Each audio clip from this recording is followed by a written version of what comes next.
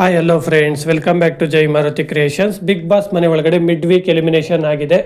ಇನ್ನು ಈ ಎಲಿಮಿನೇಷನಲ್ಲಿ ಬಿಗ್ ಬಾಸ್ ಮನೆಯಿಂದ ಎಲಿಮಿನೇಟ್ ಆಗಿ ಹೊರ ಬಂದಿದ್ದು ಯಾರು ಅಂತ ಈ ವಿಡಿಯೋದಲ್ಲಿ ತಿಳಿಸ್ಕೊಡ್ತೀನಿ.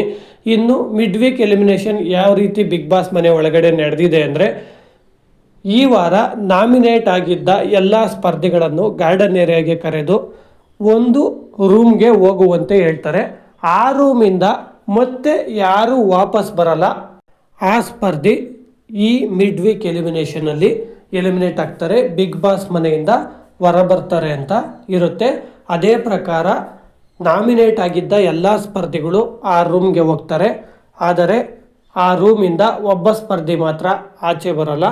ಆ ಸ್ಪರ್ಧಿ ಯಾರಪ್ಪ ಅಂದರೆ ಧ್ರುವಂತ್ ಅವರು. ಹೌದು ಫ್ರೆಂಡ್ಸ್, ಈ ಮಿಡ್ ವೀಕ್ ಎಲಿಮಿನೇಷನಲ್ಲಿ ಧ್ರುವಂತ್ ಅವರು ಎಲಿಮಿನೇಟ್ ಆಗಿದ್ದಾರೆ. ನಿಜವಾಗ್ಲೂ ಇಲ್ಲಿವರೆಗೂ ಬಂದು ಫಿನಾಲೆಗೆ ಹೋಗೋಕ್ಕಾಗಿಲ್ಲ ಅಂದರೆ ಎಷ್ಟು ಬೇಜಾರಾಗುತ್ತಲ್ವಾ. ಧ್ರುವಂತ್ ಅವರಿಗೂ ಅಷ್ಟೇ ಬೇಜಾರಾಗಿರುತ್ತೆ. But bad luck, midweek ಎಲಿಮಿನೇಷನಲ್ಲಿ ಧ್ರುವಂತ್ ಅವರು ಎಲಿಮಿನೇಟ್ ಆಗಿ ಬಿಗ್ ಬಾಸ್ ಮನೆಯಿಂದ ಹೊರ ಬಂದಿದ್ದಾರೆ ಅಂತ ಹೇಳಬಹುದು. ಫ್ರೆಂಡ್ಸ್, ಇಷ್ಟು ಹೇಳ್ತಾ ಈ ವಿಡಿಯೋನ ಮುಗಿಸ್ತಾ ಇದ್ದೀನಿ.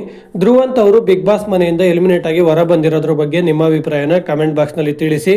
ಈ ವಿಡಿಯೋಗೆ ಒಂದು ಲೈಕ್ ಕೊಟ್ಟು ನಮ್ಮ ಚಾನಲನ್ನು ಸಬ್ಸ್ಕ್ರೈಬ್ ಆಗಿ ಸಪೋರ್ಟ್ ಮಾಡಿ.